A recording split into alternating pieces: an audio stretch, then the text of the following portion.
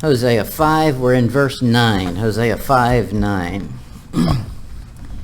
He says, Ephraim shall be desolate in the day of rebuke. Among the tribes of Israel have I made known that which shall surely be. That's God's job. His job is to tell the future before the future happens. People like these fortune tellers and get your palm read and astrological signs and all that garbage, when it's much more simple than that. Open a Bible. It'll tell you the truth. And unfortunately, it's going to tell you some things that you might not want to hear. Not like the fortune teller who you pay them to tell you you're going to find love. Well, if they tell you what you're going to hear, what you wanted to hear, how can you trust it? Okay, Hosea has made it known here that Ephraim is going down. Isaiah chapter 28. Isaiah 28. Isaiah 28, verse 1. Isaiah and Hosea are contemporaries, and they have the same message. Isaiah 28:1, woe to the crown of pride. Well, the king of pride is the devil. That's right. His crown is none other than this, to the drunkards of Ephraim, whose glorious beauty is a fading flower, which are on the head of the fat valleys of them that are overcome with wine. Behold, the Lord hath a mighty and strong one, which as a tempest of hail and as a destroying storm, as a flood of the mighty waters overflowing, shall cast down to the earth with the hand. The crown of pride, the drunkards of Ephraim. That's the second time he said that. There must be something wrong with alcohol. I don't know how you missed that. Shall be trodden under feet. And the glorious beauty which is on the head of the fat valley shall be a fading flower. This is a broken record. But God doesn't say anything. The real estate of the Bible is very expensive. So if he says it twice, especially in this rapid succession, he's machine gunning. It's artillery. Look at Isaiah 46.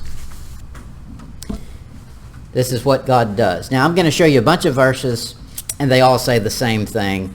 And I wouldn't have to tell you where these verses. I could just give you the reference and it'd be enough. But it's good to see them. Amen. I think that when you see them one right after the next, even though it's saying the same thing, it makes an impression. Isaiah 46:10, declaring the end from the beginning and from the ancient times the things that are not yet done, saying, my counsel shall stand, and I will do all my pleasure. That's God talking. Isaiah 48:3. Isaiah 48:3. I have declared the former things from the beginning, and they went forth out of my mouth, and I showed them, and I did them suddenly, and they came to pass. He's bragging on himself. Isaiah 48:5. I have even from the beginning declared it to thee. Before it came to pass, I showed it thee. Lest thou shouldest say, mine idol hath done them, and my graven image, and my molten image hath commanded them. That's people trying to counterfeit something God said. And you find that a lot. John chapter 16. John 16, verse 4. Any of the cults that have anything that's right is just counterfeited from a right source, the Bible. John 16, verse 4. But these things have I told you, this is Jesus speaking, that when the time shall come, ye may remember that I told you of them. And these things I said not unto you at the beginning, because I was with you. He said, I've told you some things so that when it happens, you'll remember. And that prophecy you'll be wowed by. You'll say, yes, he told me. I can trust him. Now, we've seen that in our own life. Things that he's taken care of. And then we go back and we say, his word is true. He does sustain us. And we can put confidence in him. And we should have more and more as the burdens get heavier. Hosea chapter 5. Hosea 5, verse 10. The princes of Judah were like them that removed the bound. Therefore, I will pour out my wrath upon them like water.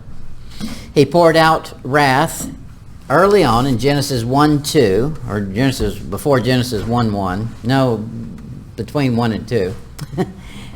And it was exhibited in water. That's how he flooded Lucifer's earth. He drowned it in water, according to Peter. And so that's one way he exhibits wrath, is by water. He said, when Noah came out of that ark, he said, look, I'm not going to do it that way again. But that doesn't mean he's become a pacifist. It means he'll upgrade his system. Next time, it's fire. Both of those are a sign of judgment. The land of Israel is from the Nile to the Euphrates. That's the land that they're going to get. That's not what they have now. No one has ever had all of the property God intends Israel to have. One day they will. It'll be everything. You think about it, it makes sense. It's every place their foot has been. Where he sent them for a reason. When he sent them there, they were homesteading. They were making a claim. Now, they didn't realize it, but they were. Abraham came out of Ur of the Chaldees. That's down there. And then he comes north. He comes to Haran. That's the name I couldn't think of this morning. Haran. Haran. That's, you follow the Euphrates all the way up and then hang a left. And that'll take you to Haran. And then that's next door is Carchemish, and then Damascus, and then it comes on down into what we know of as Israel. But all of that is Israel, even Arabia. All of that is a huge... Now, Dr. Ruckman makes it a triangle. I think it looks more like a deformed diamond. I include Egypt, everywhere they were, and then all the way back up. It's almost the same... almost as far up as Ararat. That's how far they go. We know David had Damascus as his territory when he was king. And so that's pretty good. Exodus 23, verse 31.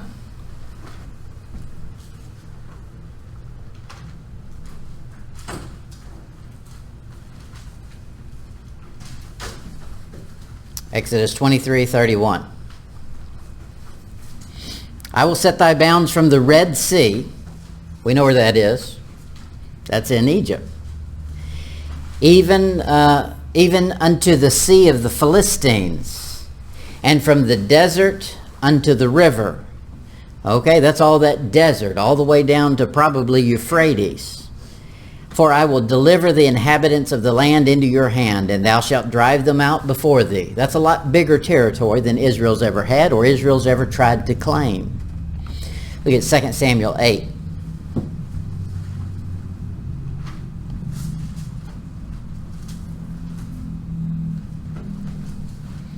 Second Samuel 8, verse 3.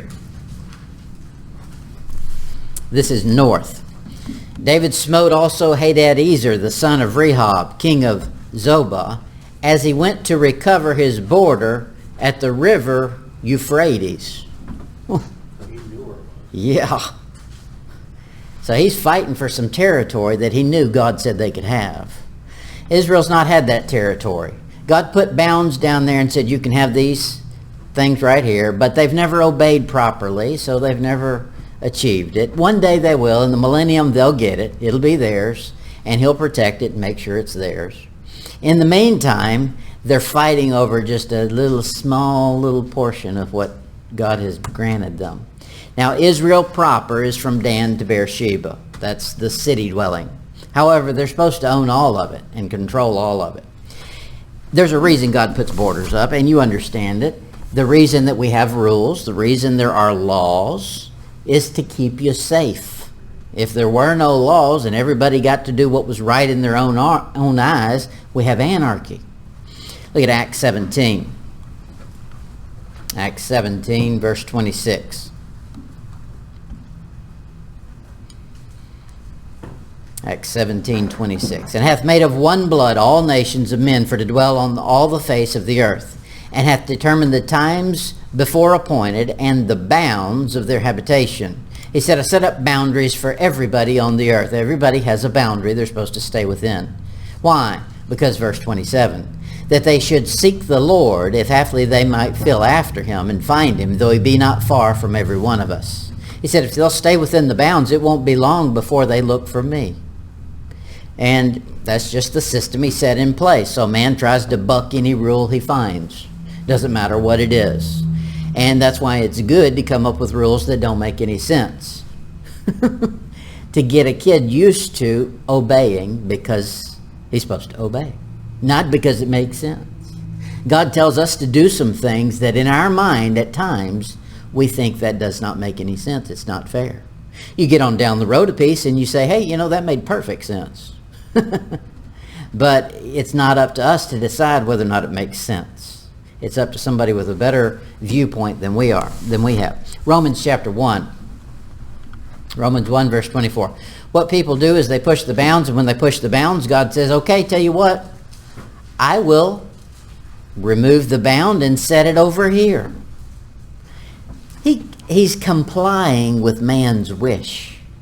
When man wants to push it, he says, okay, let's push it, but I'm going to even stop that. You can only go this far.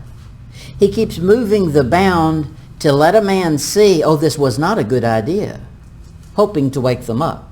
Here it is, Romans 1:24. Wherefore God also gave them up to uncleanness through the lust of their own hearts, to dishonor their own bodies between themselves. That was supposed to, God allowed that. Why? So it would wake them up.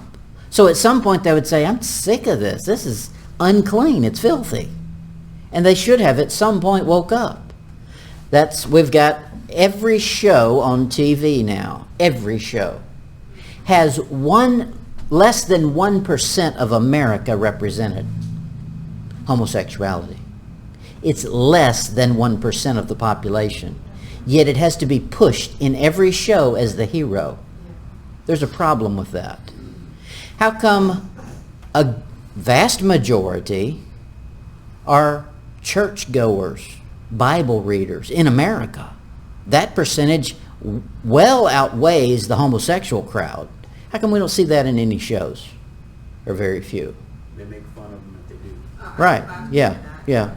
They're the weirdo. Romans 1:26. God had not pushed the boundary this far yet until they forced him to, and then he said, okay, we'll make it go a little farther. For this cause God gave them up to vile affections. For even their women did change the natural use of that into that which is against nature. Okay? You expect men to be stupid? Women have always had a little more sense. Amen.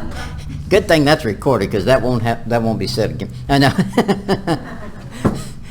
But the women now, even the language is gone downhill. Used to, women would never curse. And if they did, it was quiet in a back room and it was a slip. Nowadays, it's normal conversation. Ugh. God's moving the boundary line. That means destruction is coming to wake them up. Verse 28. And even as they did not like to retain God in their knowledge, didn't say they had any way to keep from doing it. Said they didn't like to. He makes sure that he's in their knowledge. Man has knowledge of God.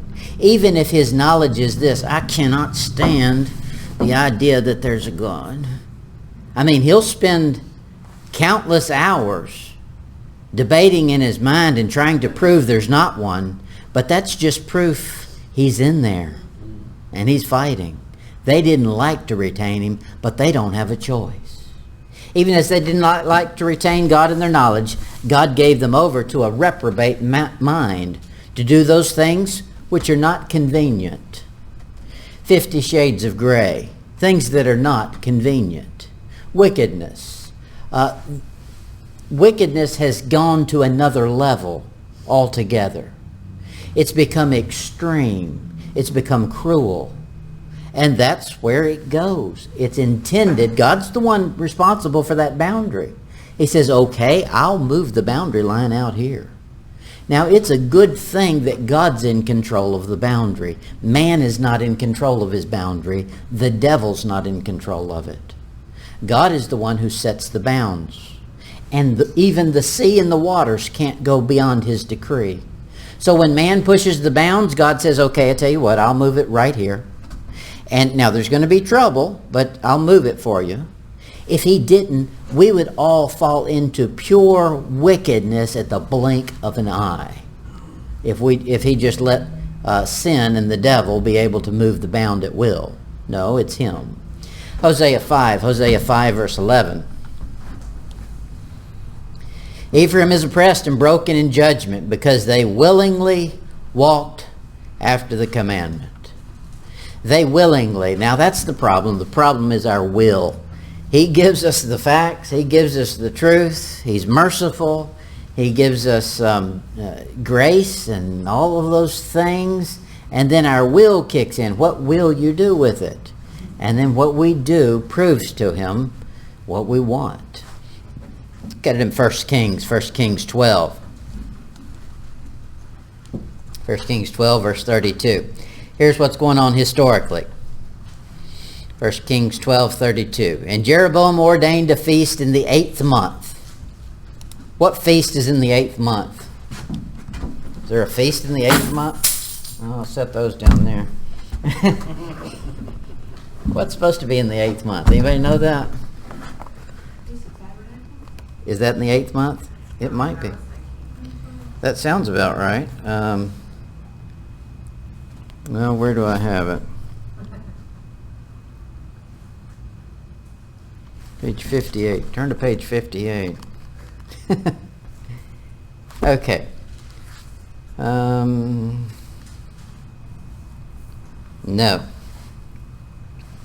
There is no feast in the 8th month. Okay, Passover is in the 1st month, Abib. Of course, unleavened bread follows immediately after that. Feast of Weeks, Pentecost, is in the 3rd month.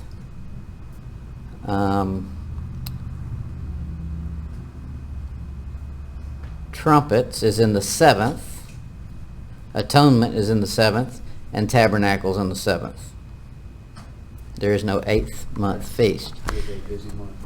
That way, that way you can enjoy all of the holidays and keep adding on. That was one of the things that Rome did and that America has copied, probably the rest of the world. You know, the Romans had gotten to where they had at least a holiday every month.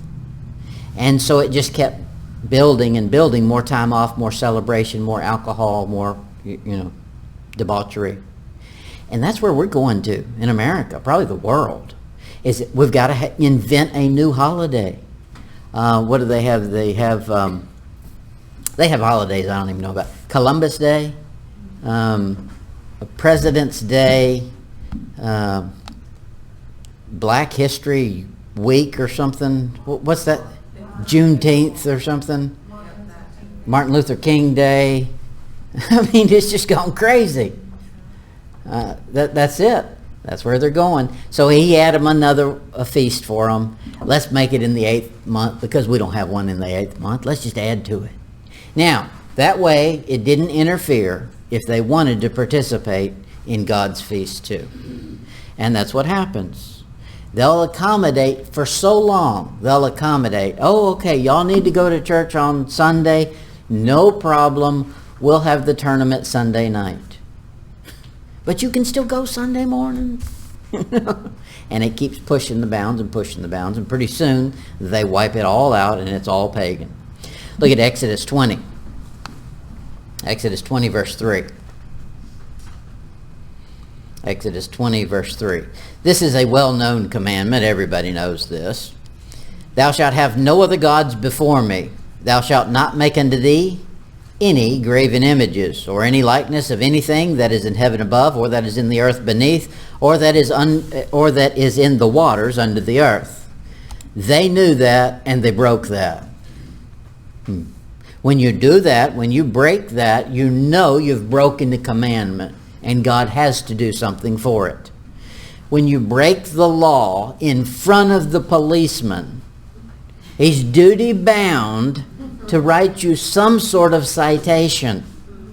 Okay, else he needs to turn his badge in. Okay, that's what's going on here. Hosea 10, look at verse 5.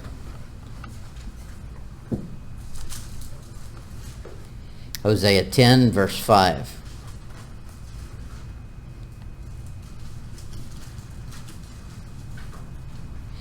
The inhabitants of Samaria shall fear because of the calves of Bethaven. For the people thereof shall mourn over it, and the priests thereof shall rejoice on it, for the glory thereof, because it is departed from it. God's doing some punishment. He's levying it out here in Hosea. Look at chapter 13, Hosea 13. Hosea 13, 1. This is the story of Saul. I mean, it's not, but it mirrors Saul's life. But it's probably a good mirror of every human's life as well. He says, verse 1, when Ephraim spake trembling, he exalted himself in Israel. Humility exalts a man. You know, the way up is the way down. When you're humble before God, he exalts you in due time. However, if you reverse it, it doesn't work. He says, but when he offended in Baal, that was his downfall, another god, he died. Verse 2, and now they sin more and more, and have made them molten images of their silver and idols according to their own understanding. All of it the work of the craftsman. They say of them, let the men sacrifice kisses. Let the men that sacrifice kiss the calves. Why would you want to kiss an image? I know that's just weird to me. They kiss the rings and they kiss the toes on the idols and all. It just seems weird. It doesn't seem healthy. Talk about passing germs. That's passing germs. I'll tell you another one that makes 0 sense to me. And I didn't realize they did this until one time I went to an Episcopalian church service, because that's where my grandfather went. And of course we didn't drink their little chalice of wine, but you realize they all drink out of the same bucket? That is disgusting. That grossed me out. I mean, how come, talk about COVID, I mean, that's even worse. That's everybody passing everything around.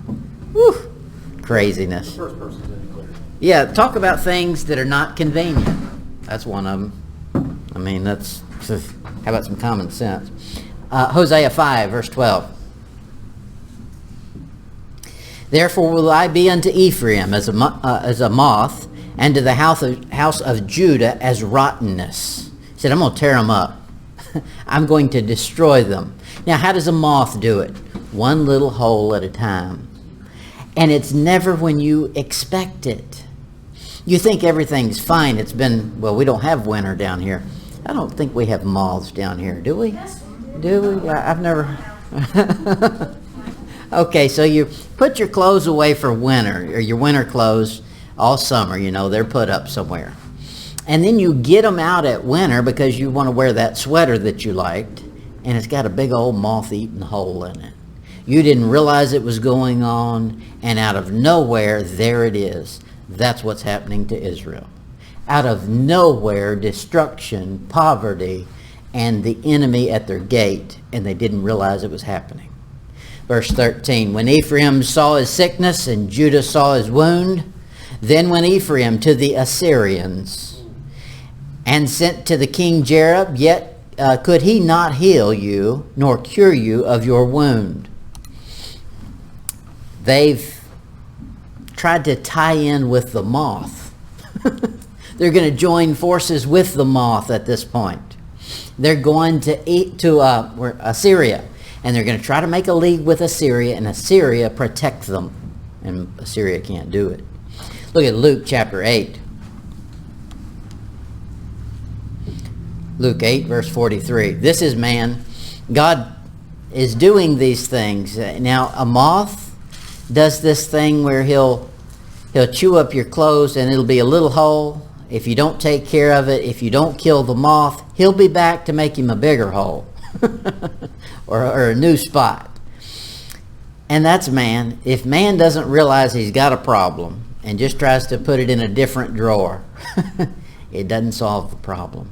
Going to the Assyrians won't fix it. Here's a woman having a problem. And a woman having an issue of blood 12 years, which had spent all her living on physicians, neither could be healed of any. That's Israel. They were running to the Assyrians, but the Assyrians are going to be no help. Matter of fact, the Assyrians are going to be the opposite of help. Hosea 7 verse 11. Hosea 7:11. Ephraim also is like a silly dove without heart. They call to Egypt, they go to Assyria. You're calling all the wrong people. Really, Israel's always, I've felt like, been in a bad spot.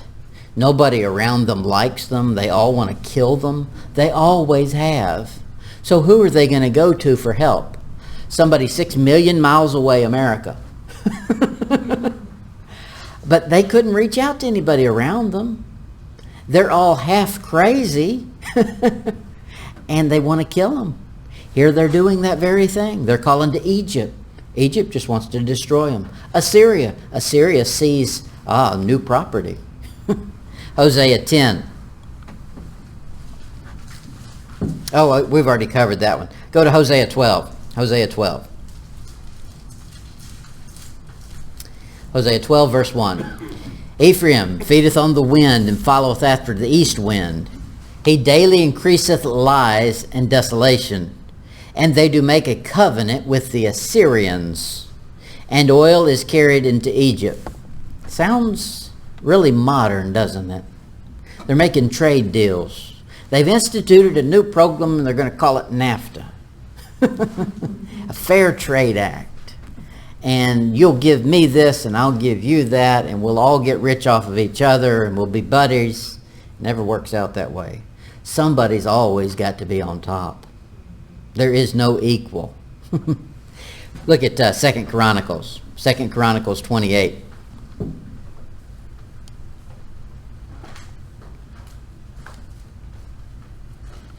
Second Chronicles 28:20. And Tiglath-Pileser, king of Assyria, came unto him and distressed him, but strengthened him not. That was supposed to be his helper. He had called him up to be his alliance, so that when the enemy came in, he could say, I'm backed by the big bad Assyria. You don't want to mess with me. But Assyria said, we ain't going to do anything. Stand up for yourself. But make sure you pay your taxes.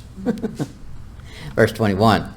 For Ahaz took away the portion out of the house of the Lord and out of the house of the king and of the princes, and he gave it unto the king of Assyria, but he helped him not. He said, I'll tell you what, we'll increase our tax, our, what did they call it? Tribute. We'll give you even more, and we'll make up for any deficiency we've ever done. If we missed a payment, we're going to pay you double here. And no problem, I'll just cut the gold off the temple. We'll take the brazen offer and take the borders off of it. Borders, isn't that interesting? That's exactly what he did. It's called that very phrase, the borders of the molten image, molten laver. They took that gold off and sent it to Assyria as payment. Whew. No wonder God got mad. Jeremiah 30. Jeremiah 30, verse 15. Jeremiah 30, verse 15. Why criest thou for thy affliction? Thy sorrow is incurable for the multitude of thine iniquities. Wow. I am sure glad he's not saying that to us. He can't say that to us. You know why? We have an agent that means nothing can be incurable. The blood of Jesus Christ, God's Son, cleanseth us from all sin. So you can be cleansed of any sin. Now, it doesn't mean you won't make a payment on earth, but as far as God's concerned, you're not held accountable for eternity and his wrath abiding on you. He says right here, because of the multitude of thine iniquities, because thy sins were increased, I've done these things unto thee. Whew, he's mad. Hosea 5, verse 13. Hosea 5, verse 13. I'm trying to get done with this introduction so we can get to the lesson. Hosea 5:13. When Ephraim saw his sickness and Judah saw his wound, then went Ephraim to the Assyrians and sent to King Jareb, yet could he not heal you, nor cure you of your wound. That is, you cannot find an answer outside of God. God does that to every man. He gives them some problem there is no answer from a human. So they seek him. He's a Savior. He loves to save. If he doesn't put you in a spot that only he can save you from, he doesn't get to exhibit who he is. He's a Savior. Amen. In 2 Kings 16, you don't have to turn there, the priests have run up to Assyria and found them an altar that the Assyrians have, and they love the look of it. You know, it's got the strobe lights on it, and the fog machine's built in, and it's just perfect. And so Ahaz goes up there while he's at a conference with the Assyrians and says, hey, when I get back home, we're going to put one of those up in my mega church. And they do. That's exactly what they do. He calls a priest up there, says, go up there and see if they'll send you the architect plans. And they did, and he built one just like it, and it killed Israel. God got mad. The pagan corruption that they brought into the tabernacle, well, it wasn't really the tabernacle. Well, was it? It wasn't the temple, it was the tabernacle. They replaced the brazen altar with, and that was something that was a setup from God. Could you imagine this, looking at it from heaven's point of view? God said, I called Moses up here and said, hey, look around, and I want you to go back down, and you're going to rebuild a pattern of all of these things. But I know your scale is going to be really tiny, but look at all of these things around here and take notes, and I want you to duplicate it on earth. And, I mean, that's quite a privilege that man could have something that's similar to what heaven has. He goes back down there and makes it. Then this king decides, you know, I really like what the devil had produced over there in his. Let's put that one in ours and kick God's out. Oof. No wonder God got mad. Hosea 5 verse 14. For I will be unto Ephraim as a lion, and as a young lion to the house of Judah. That's not a good thing.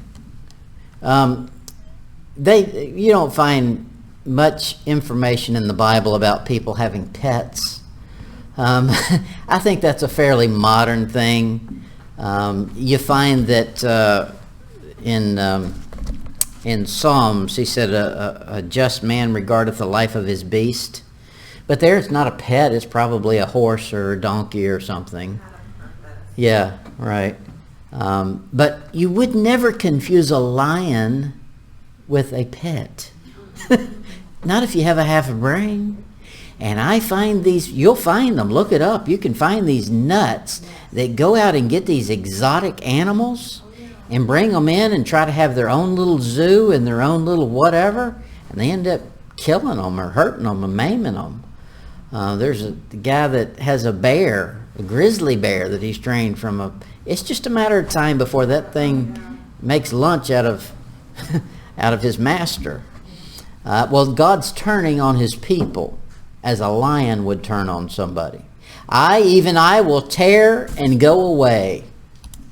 He's talking about to his people, to Ephraim. I will take away, and none shall rescue him. Now, the modernist, when he reads this passage, says, God shows up as a lion to save Israel, and he's in opposition to the enemy. That's not what the verse is saying. It's clear. It's all Ephraim. And he'll turn against somebody who turns against him. He says, if you walk contrary to me, I'll walk contrary to you. Oof. God's attacking his own people. And Lamentations, the whole book that's the prophet Jeremiah mourning because he's seeing God do it. God's going after and destroying, and the pain and the suffering. And one of the big things in that book is starvation. And he's crying. That's why it's called Lamentations. He's lamenting. Nebuchadnezzar is a lion that comes in that God uses. God does this all through the Bible. He'll claim he is something, and then he'll use a heathen to do it. He claims, I'm going to reprimand Israel, but then it's not he that does it. He pulls out a heathen to do it. Assyria and Babylon come in and reprimand Israel when God says, I'll do it. Well, that's God doing it. He's just picking up whatever stick is handy. Jeremiah 50. Jeremiah 50, verse 17.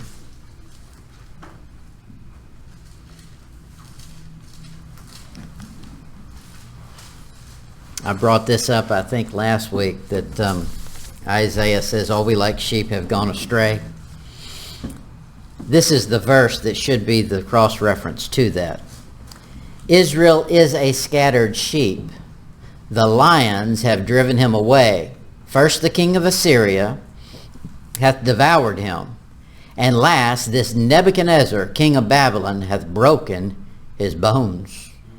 There's the lions. And he's using those lions. You know, the devil's called a lion, and Jesus is called a lion. Jesus is called the Lion of the tribe of Judah, and the devil, as a roaring lion, walks about seeking whom he may devour.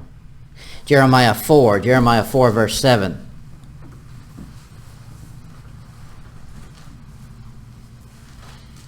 Jeremiah 4 verse 7. The lion has come up from his thicket, and the destroyer of the Gentiles is on his way. He is gone forth from his place to make thy land desolate, and thy cities shall be laid waste without inhabitant. Those prophets must not have had a very strong crowd. You start talking like that, people don't like it. And they laid down the law, buddy. Jeremiah, look at, where was that? Go to the next chapter, chapter 5, verse 6. Jeremiah 5, verse 6. Wherefore a lion out of the forest shall slay them, and a wolf of the evening shall spoil them. A leopard shall watch over their cities. Every one that goeth out thence shall be torn in pieces, because their transgressions are many, and their backslidings are increased. None of those animals are good animals. Now a lion, we can say there's something good because God is compared to a lion. But you better make sure you got the right lion. Not every lion is a good one. The wolf has never got a good connotation in the Bible. It's always a bad thing. The leper is considered a bad thing. He's spotted. That's like leprosy. And right now, I meant to look it up. I didn't do it. I'll do this one day. The UN has just installed in the past few years a new UN nation protector idol. And it is a lion, a leper, and an eagle as one animal. And it looks just like a beast out of Daniel and Revelation and this thing right here, all combined. And that tells you where we're heading. Hosea 5, verse 15. Hosea 5, verse 15. I will go, this is God talking now, I will go and return to my place till they acknowledge their offense and seek my face. In their affliction, they will seek me early. The affliction has to get to the point where they recognize it as affliction. And they've not done that yet. It won't be until the tribulation that it clicks for some of them. Even then, many of them won't seek him. They didn't look for him when they returned to their land. In 2 Kings 17, you can read that chapter. That's where they're returning. Or they're being taken away, and they're not seeking God. When they go back in Ezra and Nehemiah, they're still not seeking God as a whole. They do for a little while, and they look like they're going to, but then they don't reform. That's right. So Jacob's trouble, time of Jacob's trouble has got to kick in. And that's going to be real trouble. That's going to be affliction like they've never seen. And that'll wake some of them up. And at that point, God says, if you woke up, great. If not, then you'll be filthy still. And he's going to destroy. Hosea 6 is going to give us the next installment that goes with this verse, and it's going to lay out the actual timeline of the tribulation, but we're not there yet. Go to Exodus 19. Exodus 19, verse 11.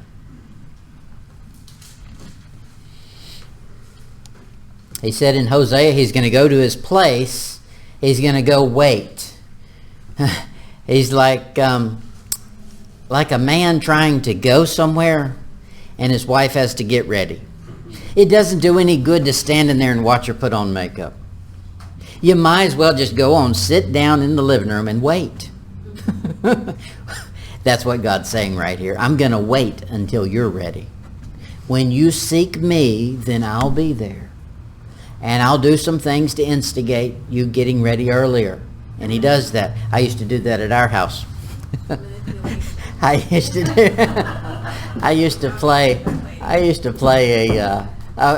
tell the kids, if you're on the train, you leave. If not, you get left. And so Earl Scruggs has a song about a train. You could hear the whistle blow 100 miles. And so I would play that for her so she could hear there was a whistle blowing.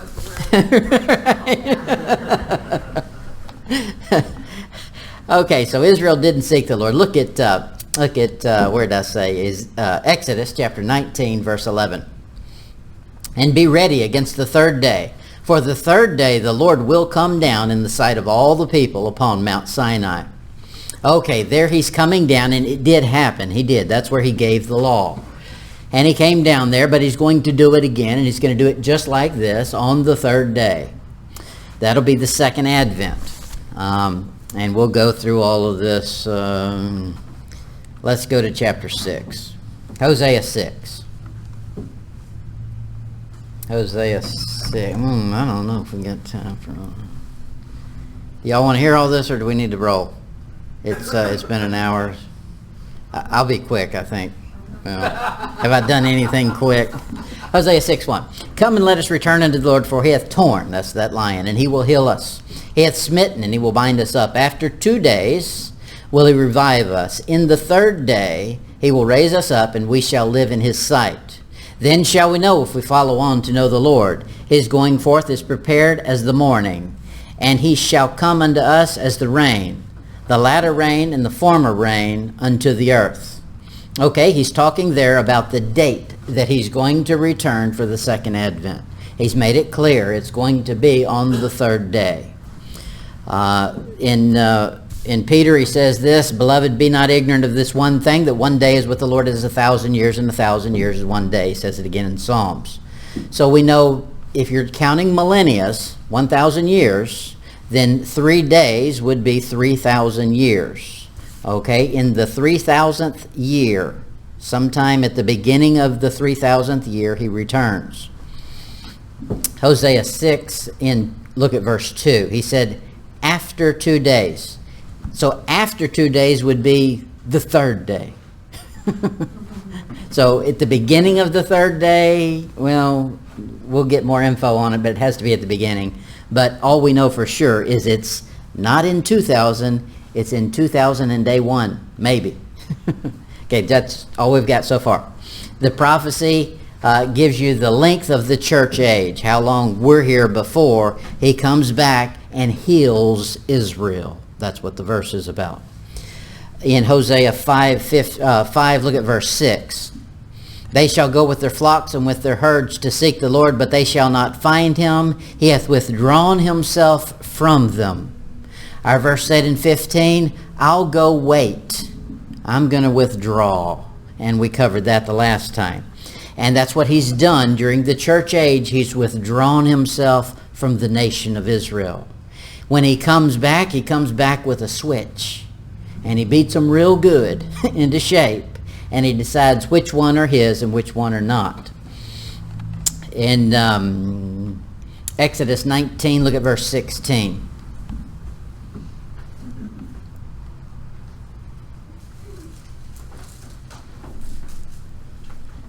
Exodus 19:16. It came to pass on the third day in the morning that there were thunderings and lightnings and a thick cloud upon the mountain, and the voice of the trumpet exceeding loud, so that all the people that was in the camp trembled. Does that sound like a party? Mm-mm. His second advent, his coming back, is scary. Just like it happened the first time, he's going to do that again. Matthew chapter 17. Matthew 17, verse 1.